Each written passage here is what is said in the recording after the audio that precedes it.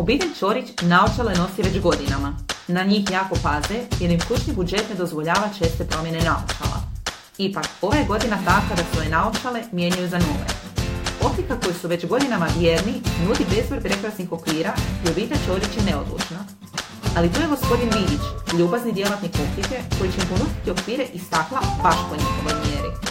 Optičar Vidić nudi im još nešto sasvim novo. Osiguranje naočala. Obitelj Ćorić svoje će naočale za mali iznos novaca osigurati od oštećenja, uništenja ili nestanka kod provalne krađe ili razbojstva. Gospođa Ćorić sada je zadovoljna.